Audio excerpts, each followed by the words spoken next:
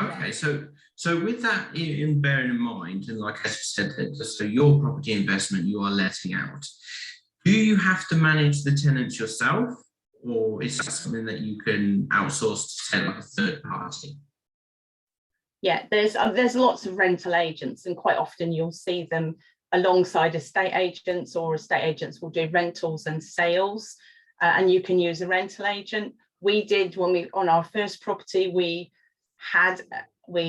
decided we didn't want to manage it, so we were paying, I think, 10% of the income of the rental to an agent, but that something happened and that went wrong. So actually I'm managing that property myself, and I have very good tenants, so it works, and it's a single let and it works. And quite a lot of people, if they've only got one or two properties, will manage them themselves.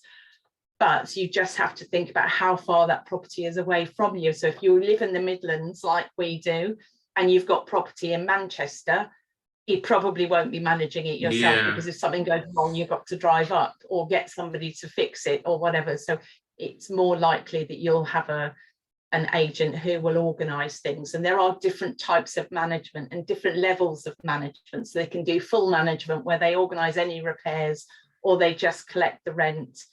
So it's up to you.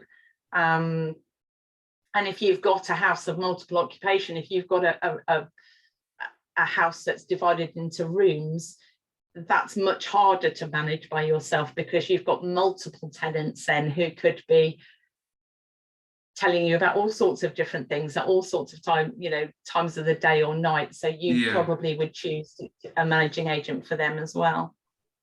So I'm assuming these third-party agents would be taking a fee for these services, I assume, because obviously they're taking that.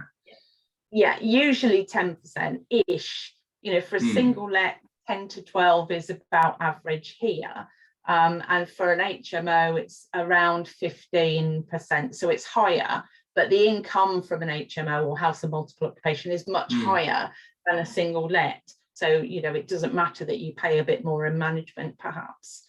Yeah, that's not actually as bad as I was expecting. I was expecting them to take a lot more for actually like almost managing the entire show sort of thing, if they deal with everything. And then obviously just you have to sign everything off and then pay obviously any bills that need to be paid. And but it's actually, it sounds like quite a reasonable sort of sacrifice to make. If you like to say, if you're in a different side of the country, it saves you having to drive or deal with it from there. So and it depends on whether you want to be hands-on or hands-off. If you just want the income and you don't really want anything to do with it, there are some investors I know who have never seen the properties that they've bought. Never seen them. They've just bought them. Someone's managed that. Someone's managed getting the tenants in, and they manage it, and they haven't, and they're not bothered really. And there are investors who are out of the country who have got investments in this country and never see it. So it depends on how you feel about it and how many properties you have, of course. Yeah, I never really thought about that. Like, if you were, say, buying a property abroad or something, and you would have to have that managed as something that would be very difficult